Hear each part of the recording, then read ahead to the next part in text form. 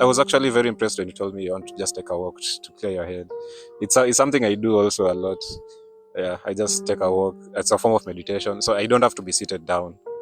Sometimes you can do what is called salt bath. People bath with salt, they're bathing salt, but more specifically sea salt or Himalayan salt, the pink one.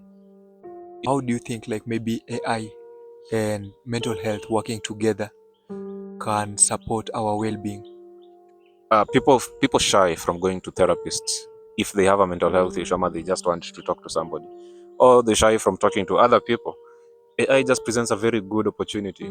Talk to another party, which is not another person.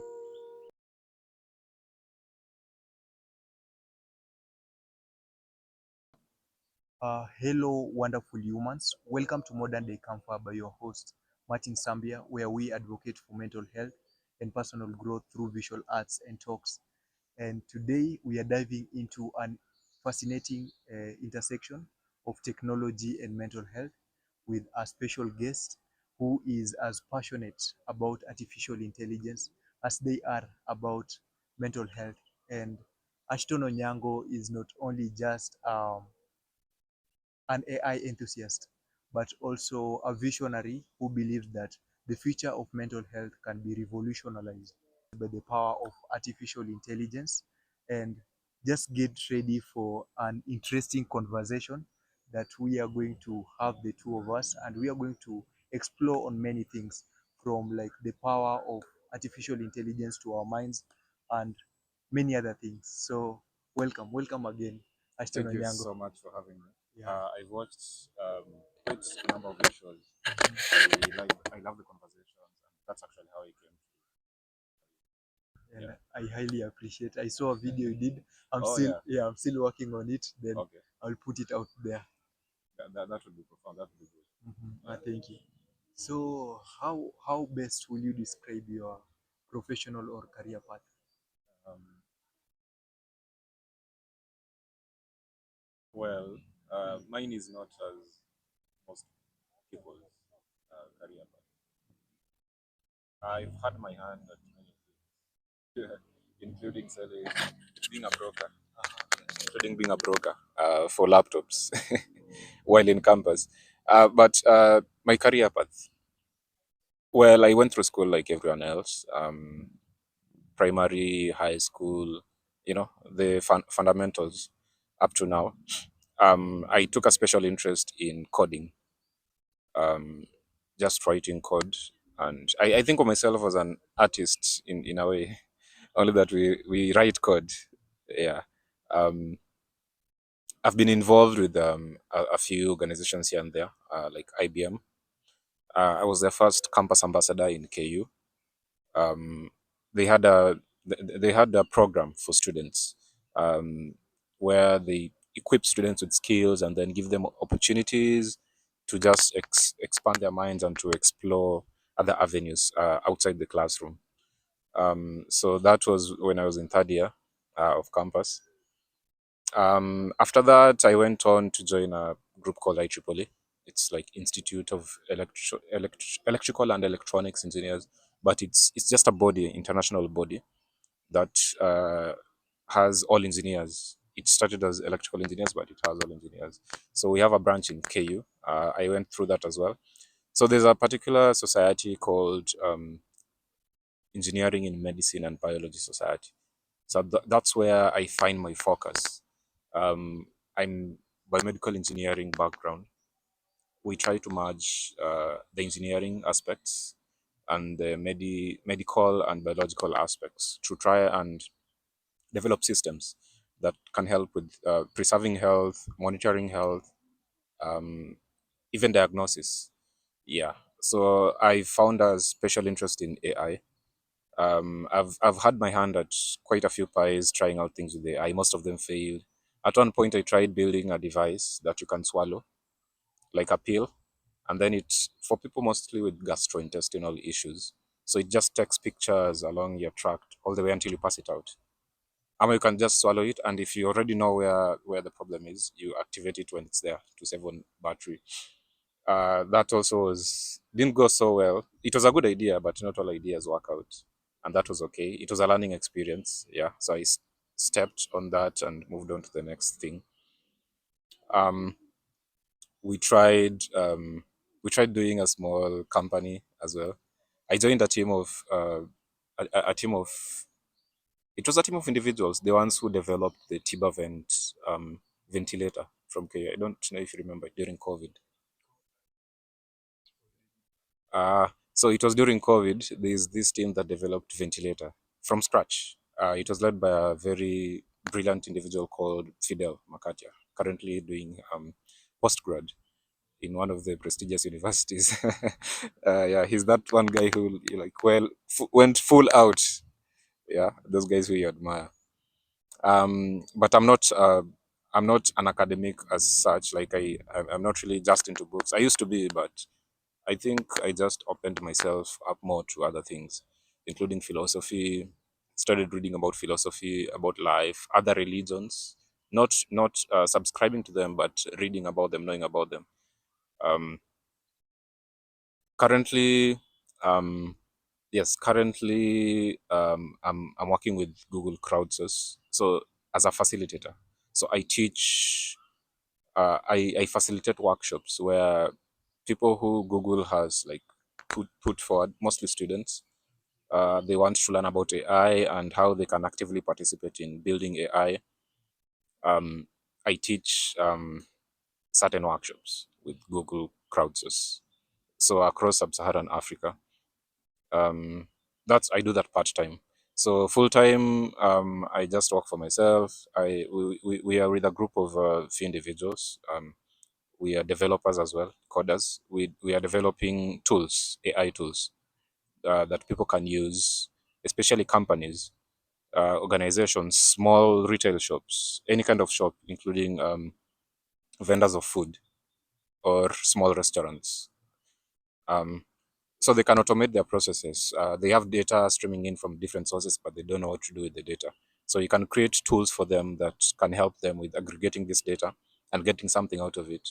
We used to have oil. Oil was in the 90s, in that other century. Yeah, oil was an enabler. Um, Oil became, a trigger for industrialization. Then we had that whole revolution. Companies are built, railway lines, to transport oil. We had roads coming out of it. It was literally a stepping stone to other things, industrialization. So right now, I believe what we have is data in the digital age. That was a very industrial age, workmanship, crafting, metal, and stuff. Right now, I believe we are in the data age, and data is the new oil. So you can imagine the profound things that will come out of data. Yeah. So in a nutshell, yeah, that's my career path, and that's where my eyes are set. Yeah, including I was talking with an idea of like a podcast like this, where people come and discuss different things, and then once since there are tools you can extract the transcript from just the video. Um, Getting the audio from the video, it can translate just an AI to transcripts, and these transcripts you can analyze them and come up with like business ideas. You can figure out problems that people are facing, and you can get business ideas out of them. So I'm toying with that idea, and if it's something I think I'll approach you with it. Yeah, you probably might use it in your podcast or something. Yeah. Yeah, it really sounds great. And I had intended to ask you maybe what are the key experiences that has shaped who you are today. But I've seen like the camera, you've captured everything. But maybe kuna something to what is that one key experience that maybe it somehow created a blueprint that you still live with. Um, Something that was profound is I was working with Huawei as well as a student. Um, I joined one of their programs called Huawei ICT Competition. It's international, and they hold it in every school as well. So you come learn skills, and then you either compete in the skills or you build something and compete in that. We did it locally, a team of 3 people.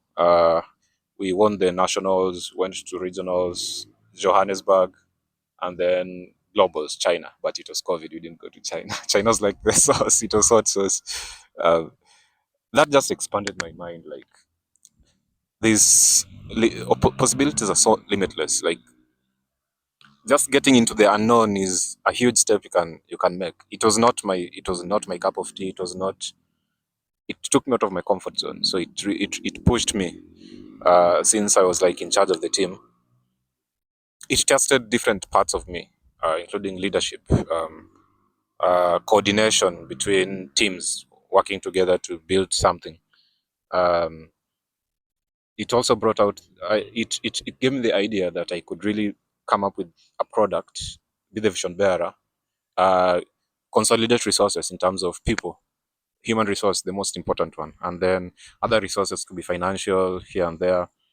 Of course, as you start, you're the main source of that capital. Nobody will really believe in you as you start. Somebody says you make your first million, and then the next 10 million, other people help you make it. Like, say, your podcast grows to revenues of more than an M USD, preferably. I'm a God willing. And then after that, people will help you make the other 10M in this sense. People you surround yourself with, the people who come to your podcast, that's content, right? The people who work with you, probably, because it would have grown to a bigger entity. Like those people, you consolidate those people, they'll help you make the next 10M. Like, it's just wealth creation by consolidating human capital and then capital itself. I realized there's so much people can do. There's so many problems left, right, and center if you just look. And if I just dedicate myself to one of them, I can't. It will be a hit or miss, but either way, yeah. So it pushed me over the edge. Yeah.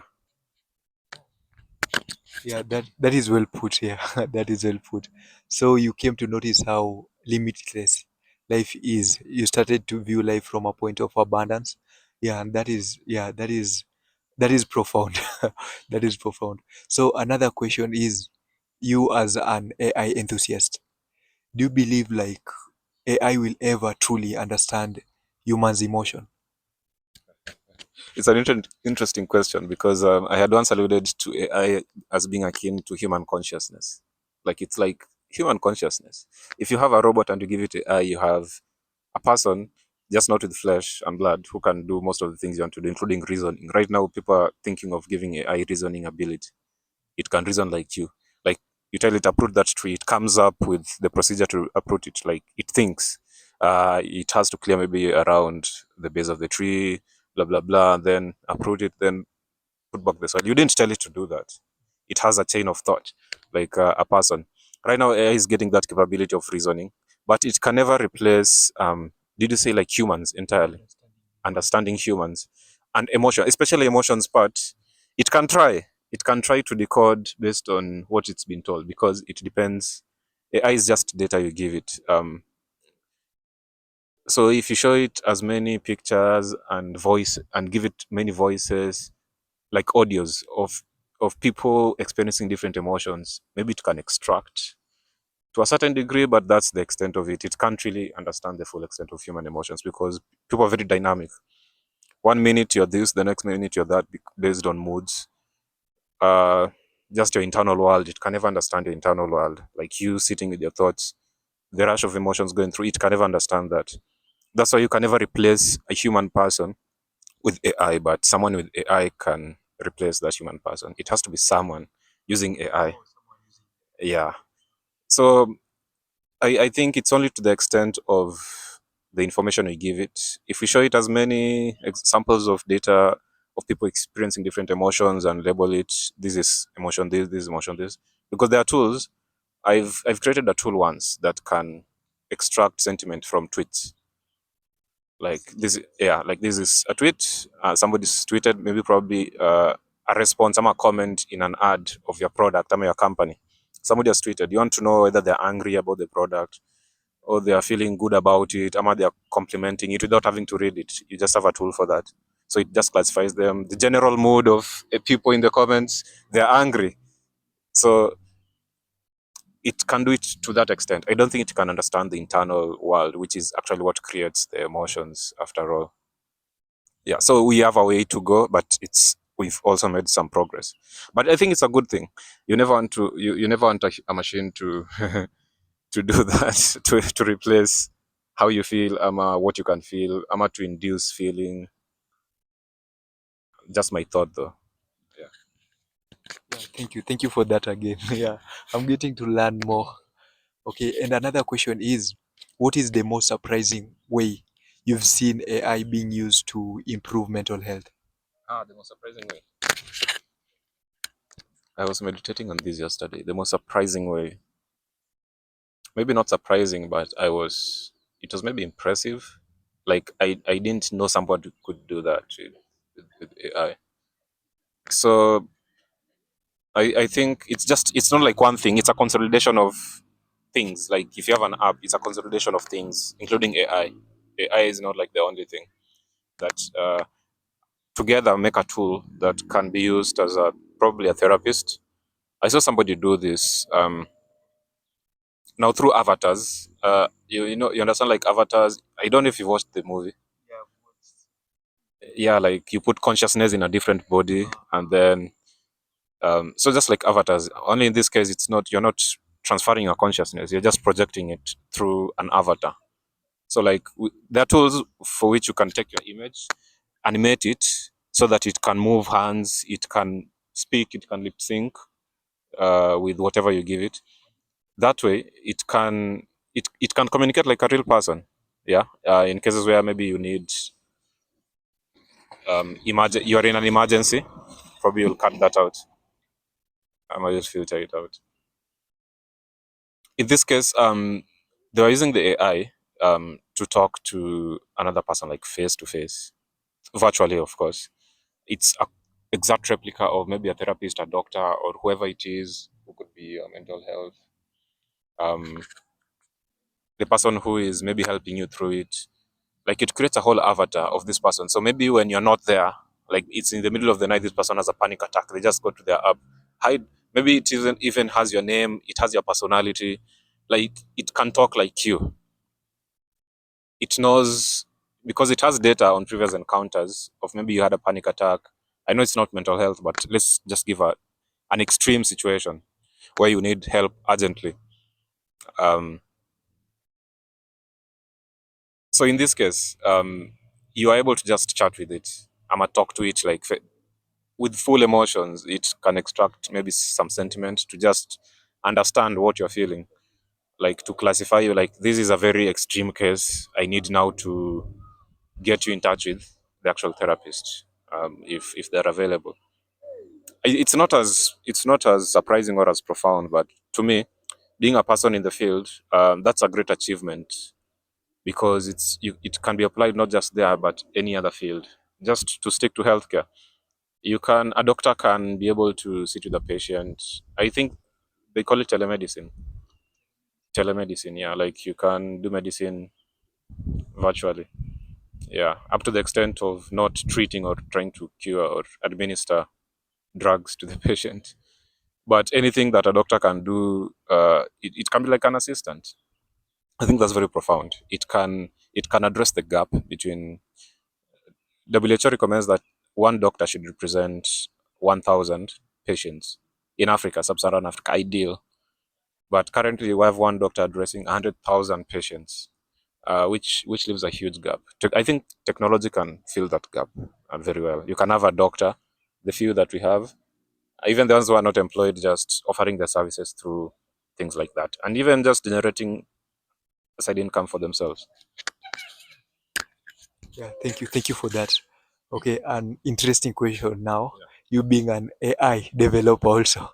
Okay, so if you were to design an AI like for mental, like to be your personal assistant for Yeah. mental health, like what unique features would it have? So would I be developing it for me or for somebody else to use? Maybe for me. Um, that's interesting.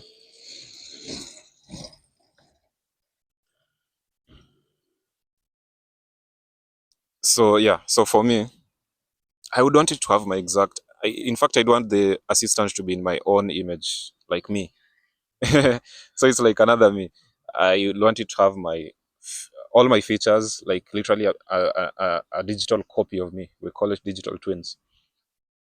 Um, so a digital copy of me whether full or half body, like passport size, the way we do in like news anchors or something.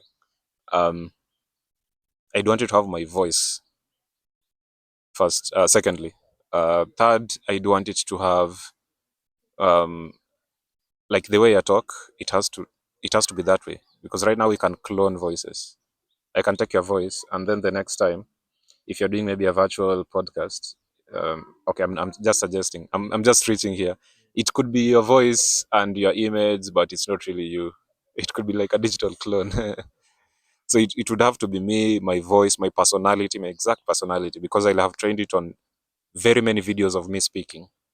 That's just what it needs. So from that, it captures my facial, how I talk, how I express certain words, certain phrases, how my face is when I feel something, based on the context of that, like whatever I'm saying or what I'm listening to.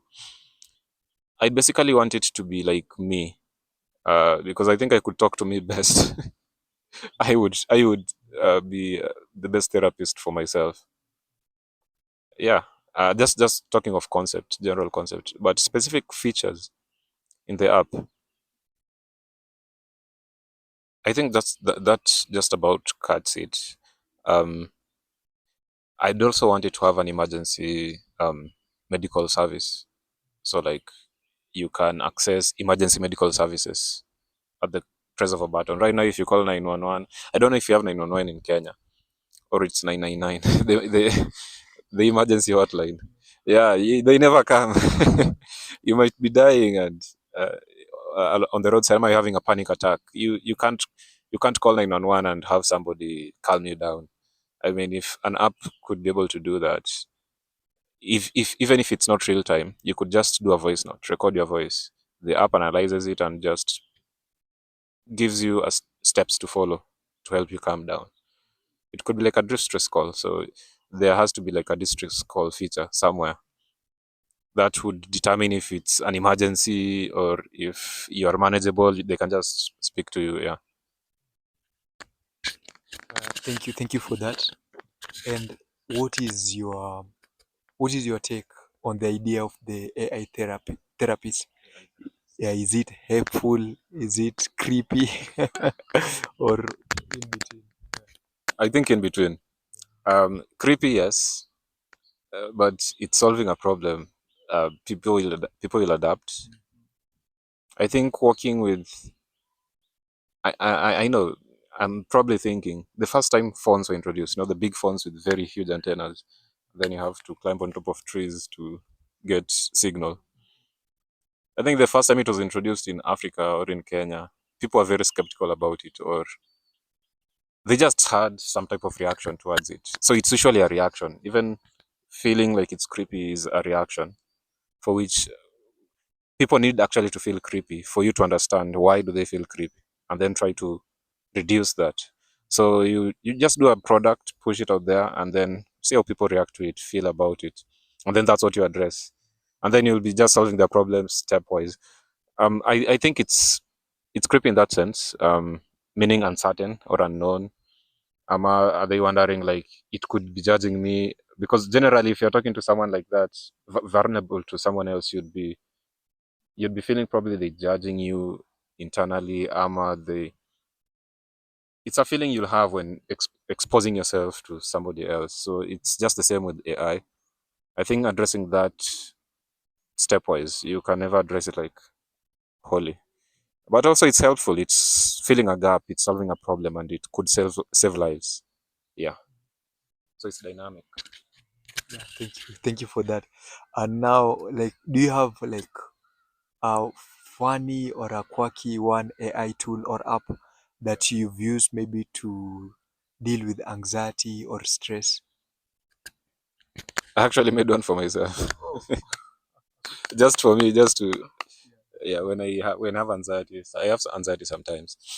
Uh, Especially it happens when I think everyone at some point has that. Um, they call it the dark night of the soul. There's a phase you go through, a dark phase, not necessarily like an evil phase, but where you can be depressed, you can have anxiety, you can just be anxious about the next step in your life, and then you're just in a place where you're uncertain. You don't know what to do, you don't know how to feel. Meditation helps, but beyond that, I also use a tool that I made myself. It's just a ChatGPT tool. I just linked it to my WhatsApp. So anytime I feel uncertain, I need, because I know how I would want, if I was not in the position, how I would want to address it. And if I'm in the position, like I'm having anxiety, I'm being depressed, I'm having a moment, a bad moment, I could just chat it up. Yeah, because I've trained it on my own texts, my own journals. Yeah, you can literally train it on your journals, so it's just for you and visible to you alone. It just answers questions for you. So if you journal or you write a diary, that can be a good training material for your own personal AI to understand you, to know what your deep thoughts are, what you like doing, what you don't, how you felt yesterday, and how you want to feel tomorrow.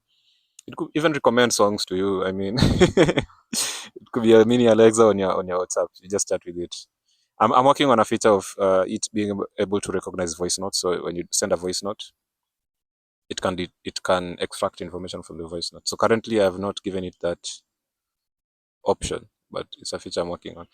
I usually like, if I see a problem out there and I want it solved, I try to solve it first in my own capacity. So if it's doable, maybe if it works for me, it will work for someone else. If it can't work for me, it won't work for someone else. Or not necessarily, but if I see it as something that is solving my problem, it may solve somebody else's problem. Maybe not in the same way, but uh, either way, it will be useful to them since I've validated it as a customer, the first customer. Yeah, I don't know if that answers the question. Okay. It really does, and thank you for that. And our the interaction we've had, like I've noticed you're into AI and meditation. And out of curiosity, like what is your meditation routine? If you're comfortable to talk about it. Yeah, so I at one point, I told you I tried researching on different religions and what they do and why they do them. One thing, there's a lot of similarities in terms of there's always just a pattern that you identify, and you're like, there's just truth in them all. I came across this Indian. Um, it's a form of yoga, Sahaja yoga. So it's not like physical yoga; it's mental yoga. It's just yoga for the mind. They have different routines for meditation, breathing exercises. Actually, breathing exercises help a lot when you're, yeah, feeling low, or you want to psych yourself up. They have different breathing exercises. Like you want to get up on stage, you want to be psyched up. There's a breathing exercise for that. Okay, talking of the meditation routine, mm, we usually just sit and let me talk of maybe the times we do the. Usually, the advice we do it in the morning and in the evening. If you can, even within the day, but at least once or twice is enough. Like to have you comfortable with yourself and with the environment. It's just about alignment. Even right now, I think there's a form of meditation. We are surrounded by life all around trees, and they're literally listening to this conversation. Yeah. Um, Sometimes we do what is called, because you have to ground yourself. So some people hug trees. Yeah, like they hug trees. This it's a good source of grounding, because you're literally energetic. You're an energetic being. So you have electricity flowing all through and around you. So either grounding by walking on the grass barefoot, with socks like this, like being in contact with the ground. It's a good way of clearing any blockages, like in your, like you're feeling some type of way. Just find it. I was actually very impressed when you told me you want to just take a walk to clear your head. It's something I do also a lot. Yeah, I just take a walk. It's a form of meditation, so I don't have to be seated down. Sometimes you can do what is called salt bath. People bath with salt. They're bathing salt, but more specifically sea salt or Himalayan salt, the pink one. It's a good source for grounding as well. Spiritually, some people believe it helps just wash negative energy from the day. Or when you're just feeling like your things are not aligning well, I think it could help sometimes. I don't understand why or how, but they do that. They've been doing that for thousands of years, and yeah, I think it's something. Yeah. Thank you for that. Yeah, that is well put. Like you've expounded on it than I expected. Yeah, yeah, I need to now. And do you have maybe like I know when you started it, you had some challenges. Yeah, so do you have maybe what will I call it? Like more of an amateur, then an intermediate, now then like an expert level. Like which one will you maybe for someone who is starting today and maybe he's struggling, which one will you recommend? So the meditation practice, I recommend just if you have. Most people are so engrossed in their jobs from 9 to 5, seated in their office. They don't get to take time with themselves. Like that's the most important thing you can do in a day. Take time with yourself. So they don't listen to their own thoughts. I think just finding some quiet space. If you can't leave, just put on headphones. Um, Music or not, it as long as you just focus inward. Focusing inward meaning you'll have a lot of thoughts passing through your mind. You let them just pass. You can't say you can't block your thoughts. You can let them flow and focus. Like as they pass, they're different thoughts, good ones, bad ones, maybe others about fearsome thoughts. So the good ones that you actually want, you just focus on them more. You think them over and over again. But the whole point of meditation is not to think of anything. So the thoughts will come, you just let them go. You try not to attach to any particular thought. You just there. So that's why it helps sometimes just focusing on one thing if your eyes are open, like just looking at one thing, or just closing your eyes and focusing maybe on the back of your head. I don't know how you can see the back of your head. Most times when I close my eyes for meditation, probably I just see some kind of light. Yeah, like I don't know where the light comes from. Some people, when you close your eyes, the light is not coming in, but there's light there. So you're creating this light. Probably it's a memory of when your eyes were open, probably. But some people say you also create some light, kind of. The fact that you can visualize light, you're creating it in your head, and that alone is very profound. So just meditation alone can get you off a lot of things that are disturbing you. Ama if you just want peace of mind, just calmness, just sit alone and be just be by yourself. I don't think there's any specific way for doing it. For someone who's starting out, maybe when I was starting out, it used to be hard.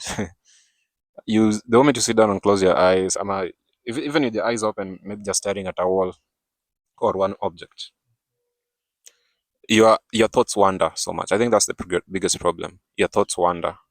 Uh, you think of many things. The end of the time, you think about that problem you had. That's not the time. That's not the time. Just let them go, let them flow. At some point, you just be thoughtless. So they call it thoughtless awareness, and I think that's usually the goal. When you're thoughtless and aware, you're aware but thoughtless. You're aware of where you are. You're hearing the wind. Sometimes you can even just feel your own breath. Yeah, I think that's meditation in itself. Thank you for that. That is well put. And maybe another question: how do you think like maybe AI and mental health working together can support our well-being? So AI and mental health working together can support our well-being. I think a lot of people have ignored their mental health for some time. You don't even have to have like a mental health issue. Your mental health is just your surrounding can be very impactful in your mental health. Just how you feel through the day, and then you feel like that tomorrow, and you just keep feeling like that. It becomes a new normal, but it's a depressing environment. Okay, I think with AI, people shy from going to therapists if they have a mental health issue, or they just want to talk to somebody, or they shy from talking to other people. AI just presents a very good opportunity. talk to another party, which is not another person, and they won't share it with someone else. They won't have any other thoughts about it. They literally are on. People could have their own personal therapists on their phone, just sitting in their pocket. If other people would prefer like letting it listen in on every conversation they have, just to get a feel of what state were they in through the day. Although some people will be skeptical, like, it's listening to my voice through the day, all my conversations, but it does that already. If you're using any of these famous apps from famous companies, oh, they do that. That's how they target you with advertisements and stuff. I'm just saying it could be used now for your mental health. Yeah, it could it could give you a record of your state of mind at the end of the day. It could it could it could help you plan out the next day based on your mood today. I mean, it just finds patterns, and from that pattern it can recommend the next pattern in the sequence for you, which might be usually with a very high degree of accuracy, usually true to you, just to some degree. I think AI, it's just the next step. At some point people create intelligence. We are created, but at some point we create it. Yeah, and I think we're heading there where AI will be able to do a lot of these things for us, and then life will change, like, completely, not completely, but very much. Life will change very much in terms of jobs. That will just add to more mental health issues. It's a cycle that goes round and round. Nobody understands how the universe really does its things. Yeah, so it's a tool that's here. We can't escape it. We can just, if we have fears, we address those fears. Yeah, but we just don't turn the corner. So it can be profound with mental health. I think that's something we should explore. Yeah. Yeah, thank you for that. Personally, when I look at technology, like years, 90, 100 years earlier, people used to like slavery, the aspect of slavery. This is things that like we didn't have the machine, like, but as time goes by, tractors came. Now a work that was supposed to be done by 100 people could be done with 5 people. So this means more time was created for maybe us to interact, and maybe, and that is how I see AI. I don't see it as a boogeyman. I see it as like it is supposed to give us now more time now to interact with one another, like to live, to experience the aspect of us being sentiment. But it doesn't, like, from what I'm seeing now, it's not the same. Like where do you think like this thing is taking us? I think it comes with strings attached. Uh, the coin always has two sides. There's the head and the tail. The head could be the good of it, for which you could argue the fact that it replaces most of the work. It takes away, like, say, let's say for doctors. Let's just give an example. Doctors in the hospital, they most of their time, a good chunk of their time is doing recording and taking down patient information, and then administrative work after. Like, there's a lot of paperwork, in short. AI, not just technology, AI being technology as well, it could it could take away that chunk of work and let you actually do the real work. Let the doctor actually just deal with the patient. Anything else, let the AI take down notes. If you have written prescriptions, take a picture. It makes a digital imprint, a digital copy in the way you want, and it's sent to the right department. It reduces the load of work. This allows you more rest. It just trickles down. It allows you to now interact with the patients better. So the part of interaction, in that sense, it makes a lot of sense. It allows you to have more personal touch with the patients. Um, by automating certain tasks in maybe other industries, other fields, of course, it enables something like Zoom. It enables you to spend more time with your family. You can just be at home. You're a lecturer. You're at home, but you're teaching. You spend more time with your family. You spend more time with your friends and with yourself. The downside, It has less personal. Let's say a lecturer and the students. If the whole year they go just doing it virtual, it they lose that personal touch as well. So it's taking away from here and giving it to this other side. It's kind of a double-edged sword. It cuts both sides. Yeah, but the goodness always it always overweighs the bad side. So the bad side, those are the problems that could be addressed now. We just look at them as problems. Um, they have less personal touch. How more could they be? Could they be more connected? So that maybe introduces another question, which now needs to be solved again. So it just introduces new problems that need to be solved as well. So it's a cycle of solving one thing, creating another one, and then solving that other one. So it's just creating more opportunities for ourselves. Yeah, they will be casualties. There always are. Any war has casualties, and most of the time they are usually the innocent people who are just going about their business. They don't know, they didn't transition, or they didn't take notice early enough. Um, they might they might get their feathers might get ruffled in the process, but people adapt in the end. Yeah, because you're not so much focused on your external world. At least it's humanizing the planet to some extent, but also dehumanizing it in another way. So I think it's a very tough question to answer, and it's complicated, but it's here. The best people can do is to address it, talk about it, like right now. If there are fears, address the fears. Yeah, I think it's not something extraordinary. We just need to do what we've been doing from the start. We have new tools that render some other things useless. Um, it saves you time from commuting to work every morning if you can do it at home. It saves you money, but also they'll need less of you. They might let some of you go. It's life is that way. When you put in, something is coming out the other end. It's always circular. It's always waves. It goes up and goes down. The water is never still. Yeah, I think with that, everything that exists just follows the natural order. Yeah.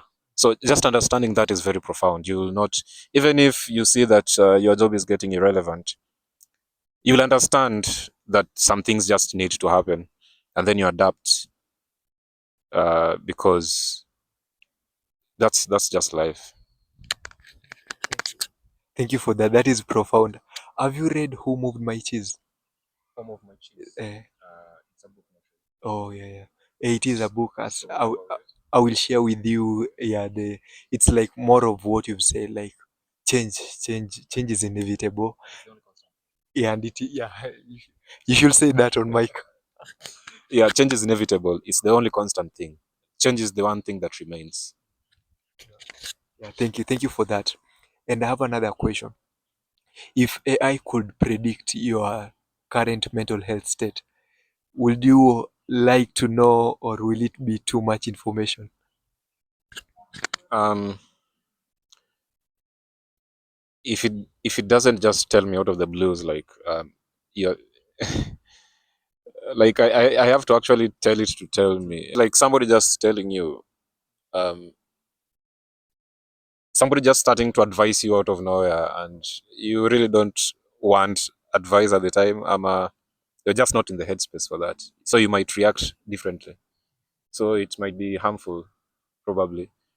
It might work for somebody else. It depends on their needs, how spontaneous they are. They change their mood frequently. Maybe they need the eye to keep track with their mood and recommend activities or recommend material or songs or movies based on your particular mood at that time. That's what I can say. Yeah. Thank you for that. And maybe what is one futuristic or maybe a weird thing that you've seen AI being used to solve in your personal? This is interesting. AI girlfriends, just virtually, so they can do any non-physical things that a girlfriend can do. They can comfort you. They can talk to you. They can they can listen to you. Literally, they have a face even and a voice. It can be a voice of someone, your ex probably, who you've not gotten over. I, it's a real deal in the US. So there's this company we started working with. They are based in California. So their competitor, they're also an AI company, but their competitor is are in the space of making AI girlfriends.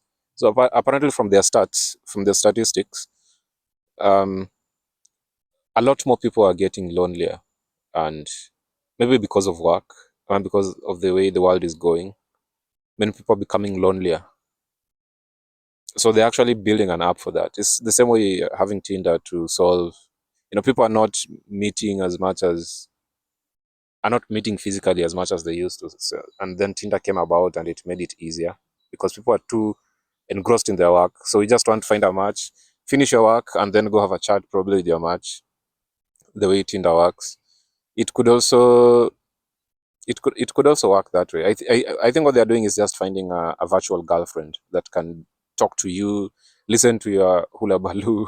You can rant to on and on and on, tell all your problems. Um, Literally, it was weird, but some people are using it. I mean, it's solving someone's problem, so it's as big as that. That is well put. And I wanted to, like, now this one I'll ask from your personal aspect or point of view. Like, do you think it can replace a human connection from your personal view? If it can replace human connection, You as an individual, do you think that maybe you being given maybe that girlfriend, will you, like, can it like really replace a human girlfriend? no, I don't think so. I don't think so. The thing that makes us human is not. It's not even what they're trying to replicate. It's not. It's not the body. Okay, the body is a vital part. So like, uh, an AI can't replace that. Even if they get a robot and then they clone it, they get a robot that has flesh and blood from whichever material and has a consciousness, because AI is like giving it some consciousness to be aware of you, of its surroundings, and do tasks based on how it's aware. The things it can't do, the feel of the warmth, the feel of another human being, it can't do that. The way another human being would read your mind without, not like necessarily read your mind, but get your energy and then you just vibe off of that. It can't replace that as well. Um, there's that human connection that it just can't replace. I think AI can't have a soul or a spirit, or I don't know, but it can't have that. Yeah, it can have the intelligence, but it can't have that, which is the most important part. Yeah, which really makes you you. Yeah. Yeah, the spiritual aspect. Because if I look at all the level of intelligence, yeah, like even the body suits, see, you can get that feel for the body suits. Oh yeah, yeah, Yeah, yeah, yeah, yeah. But I feel like now the spiritual aspect now, this is something deeper. and that's what creates the connection. The connection, yeah, yeah, yeah. I totally agree. Yeah, what that is a bar. Okay, okay. So, Ashton, now, what are your hobbies and passion outside your work? I've literally made my work my literally my hobby.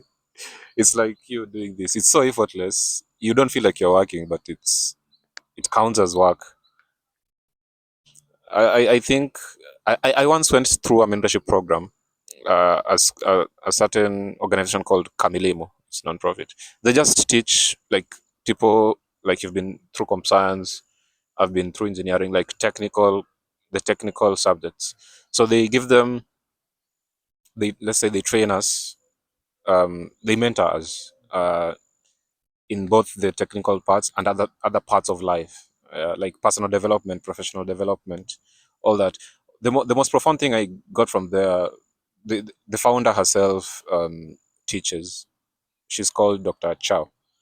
Um, Intertwine your work and play, like work and play, work and play, work and play. It's a very big part. A lot of people are very serious with life, When they're working, sura ya kazi, they can't even smile when they're working. I mean, they don't feel that spark when they're working. I think work and play. So wait, I got carried off kidogo with work and play. Ebu repeat that Oh, the question. question is hobby and also you're Yeah. talking about Uh, work and play. so she's not Chinese. She's really Kenyan. Yeah, she's called Dr. Chow. Oh, Dr. Chow, I Yeah, got Chow. Chow. the Chow, Chow, Chow. Oh, Chow. Oh, she's a Kenyan. Yeah, she's a Kenyan. We use that a lot. She's a lecturer at And the name Kemu. is She also was. Kenyan name. Chow is Yeah, Dr. Chow. Chow. Chow, like Chao. Oh, Yeah. So she is very big on work and play. So me, I tend to make my work also kind of playful. Where I work, I have like a dart, that Illustrator Effect product. I have it there. Um, I have a piece of board where I try to scribble stuff, just weird stuff. Like if I'm working, I take like if I work 20 minutes and then I take 5 minutes to just do something totally unrelated but fun. Like scribbling, just drawing stuff out of my imagination. I'm throwing that. I'm reading a book. So my main hobby is reading books. That's where I get a lot of these ideas on philosophy and generally just about life, because books are that's where the information is. Uh, I read a lot, and it's like play to me because I enjoy it. It's fun for me. Other than that, I like taking walks. Yeah, just especially where you can find a water body. I go there a lot where there's trees and a water body, not a lot of concrete. So resorts would be my sort of thing. Not like not like a high end resort. Somewhere there's space, they have trees, there's like a water body. They've maintained the landscape as it should. I like hanging out there a lot as well. Other than that, um, I'm trying out spoken word. I'm not very good at it, but I'm trying it out. I want to explore my creative side more. Yeah. Um, Beyond that, oh, I when I go clubbing as well, I club hard. I party hard. Yeah. So I think I just go anything that's playful to me, that I enjoy doing is my hobby. Yeah. yeah, thank you for that. And now, what values and principles are very important to you? Values and principles. Um, First of all, as somebody who's um, trying to build something that people can use, that interaction with people is very important to me. Um, Interaction with people, like relationships with people. Yeah. Uh, Both personal and professional relationships. They're very important, because your immediate market, your immediate users, your immediate listeners, those people you interact with who are around you, who can recommend to other people. Um, they also shape who you are. Like sometimes you share values. Like this guy does his things like this and it gives him results like this. It's a good value system. I take most of them from books, from people above me, age-wise, intellectually. Not doesn't have to be intellectually. Somebody too who has a different experience, a different perspective from yours, has something to teach you. I kind of try to create those relationships with people. Um, my values and principles, I think most of them are just ingrained from maybe from my childhood. um, most of my values that guide my life, they're those values that are professional, like those ones that you require to be able to perform vizuri professionally, and there are those that just explain. So those values that drive my professional life, one of them is relationships, but it cuts across both professional and personal. Other than that, being the bigger person, I always try to be the bigger person in my professional life. Even when there's conflict, I try to avoid conflict. But when it arises, not like conflict, like fights or something, just disagreements. I mean, we don't understand each other, misunderstandings. I usually try to be the bigger person. I usually try to understand first before I react, because you react based on how you see it. But is that how it really is? I try to understand first. So I usually take a step back. I think meditation has helped me with that. I don't react easily. It can even be a cow coming. Of course, my reflexes will kick in. I'll move out of the way, but I'll first assess the situation. Like, it helps me take a step back and look at the situation and find the best way to go about it, which is not gonna bring in more conflict. Working with people as well. Um, I usually try to keep my personal opinions of people to myself unless they ask of it, or they ask for it. Uh, but that is just like my opinions are my own. They adjust my perspective on the other person based on information they give off, like how they act, how they talk to you, probably, how they do their things. Yeah, pretty much. So I like to take a step back from everything. Just even in speaking, somebody can ask me a question. I wouldn't just like start responding to it. I would roll it around in my head, kiasi, and then find out how to answer it best. I think uh, just the principle of taking a step back, being the bigger person, it helps a lot in professional life, as well as there's another one I wanted to say. I'll remember it in the course of the the podcast. Other personal values. I like I said, I don't know if I've always been like this, but I am at times I think I'm too spiritual. Like, it literally defines everything I do, how I do them. It didn't always be like this. I think I realized the profoundness of spirituality later on in life.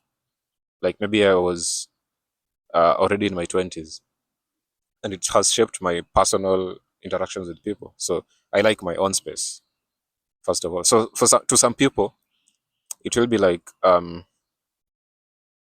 you want to be lonely, or you don't like people.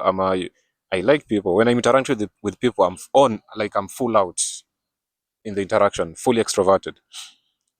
uh when I'm taking my time, like, I there's time that is just for me. When I'm taking my own personal time, I also like to just be alone, not talking to people. I can be in a room with people, but I keep to myself. I'm just taking a moment with myself.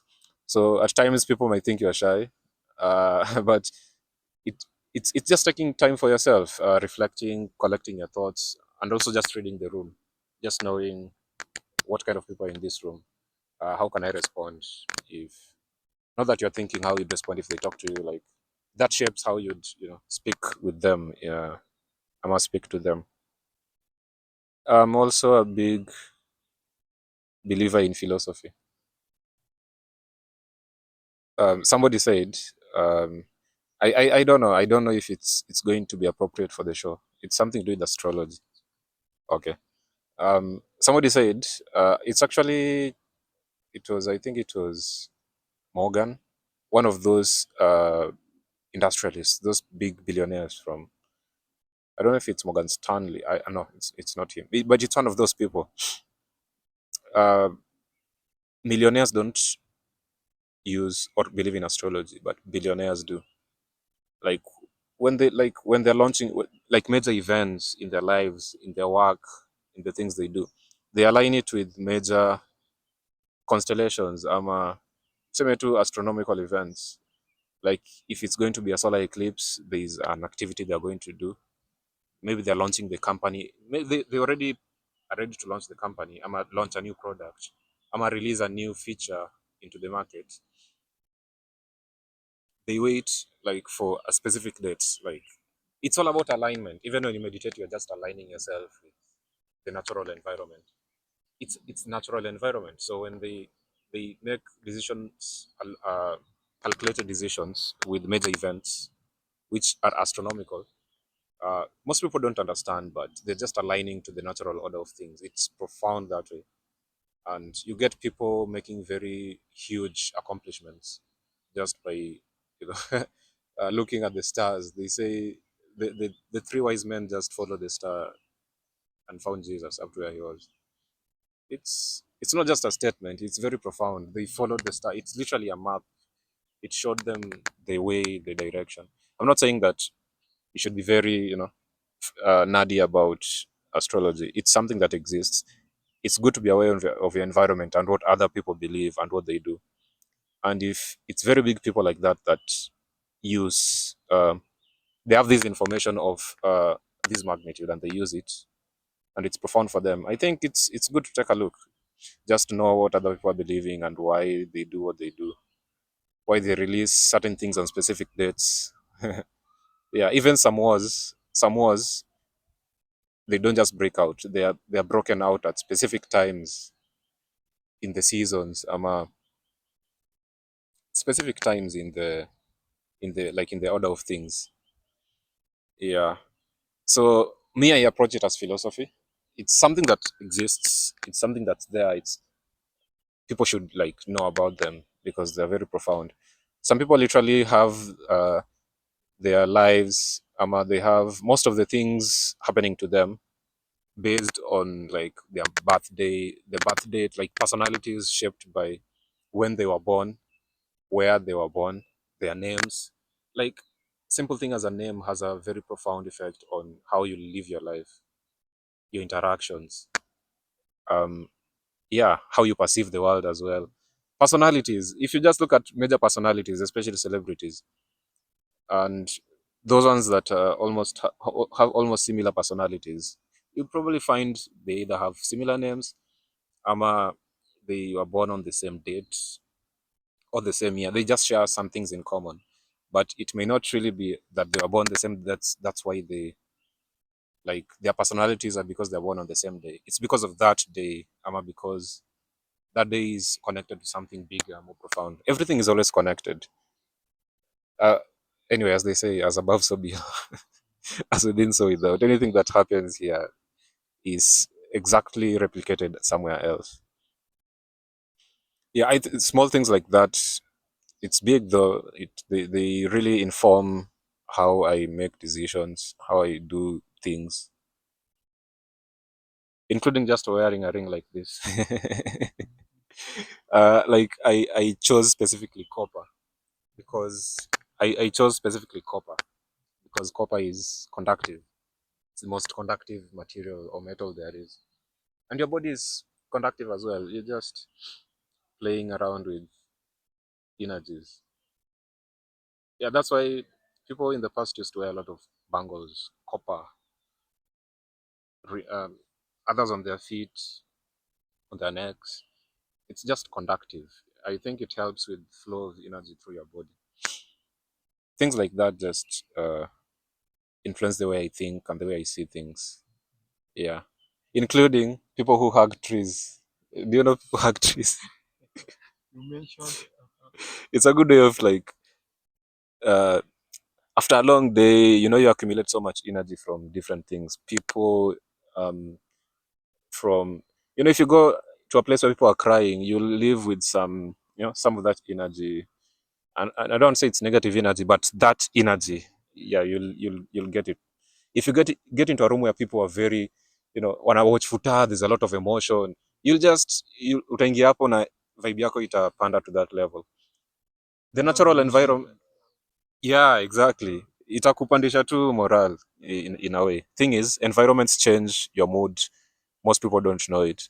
That's why choosing the environments you want to be in is also very important.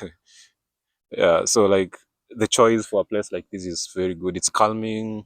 It's very serene. It's just the way it's supposed to be. Like we're just connected to yeah, the source. Thank you. Like I'm very, very intrigued. I noticed like we are going to create another video just for philosophy because I've noticed you really have a lot to talk about philosophy. Yeah, you've consumed a lot as well. And I just want you to attest to the viewers if you are open for that. Am I going to host you for a philosophy video? Yes, absolutely. I'll be very glad to um, just share my views on philosophy. I'm not saying my views are right, but they are views nonetheless, and they are not out of thin air. Um, we'll share ideas, what I think, and what you think as well, what other people think as well. Debate on, yeah, debate on all those things. So I'll be there. Thank you. I'm humbled and yeah, and honored also at the same time. So as we are wrapping the show, I'm just going to ask you one more question. And this question is, if you are to rate money, love, and health, how will you rate them from the most important to the least important? It's interesting that you mentioned three: money, health, and wealth. Oh, money, health, love. I think you should just you mentioned them in like three. Three is a profound number. A lot of things come in three. Um, money, love. They are one thing. They appear as three, but they're also one thing. Meaning they're not mutually exclusive. You can have all of them. You can have one and have a good amount of one and a low amount of the other. I think it's just abundance. I think you should just look for abundance in all the three.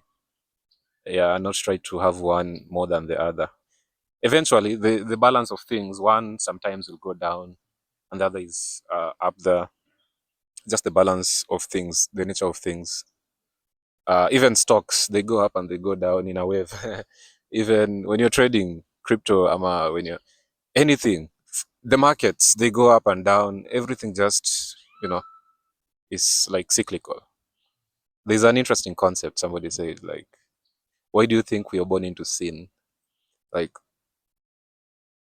the Bible is profound on that. Everybody was born a sinner, right? And like, even just when you're born, you're already a sinner. Is it to mean that God is, and like, a burden is already put on you before you're even born? I, I think people read the Bible too literally. At times it's metaphorical. There's always the inner meaning. Some people would argue sin, um it's a sine wave. Like, we are all born into the sine wave. It's like the matrix. Sin, we are all born into sin. You can't escape it. It's just, it exists that way. It goes up, goes down. The natural order of things. If you look at natural formations, there are really no curved, like, no sharp edges. Like, if water floods this area, or maybe there's a huge rock somewhere, if it erodes the rock, it's smooth edges. It's not sharp edges. It doesn't work like that. Um, if it's air as well, wind blowing against a mountain, it's it's it's like it's wave-like. It's curved with smooth areas, like literally no corners like this. Anything that has corners is man-made. Yeah, even if you look at large structures, wonders of the world that are very finite in shape, like they are very exact sides, edges. You should rethink whether they are man-made or because some people argue they used to be giants. I mean, that's a conversation for another day. Yeah, but I think we should just be abundant. We were born abundant. Like, the universe is vast. It's literally abundance in itself. If you just align to it, you don't have to have one and not have the other. They're not mutually exclusive. You can have all of them. You can be as you can be a priest who is very rich, who is abundant in spiritual matters, who is abundant in wealth and knowledge.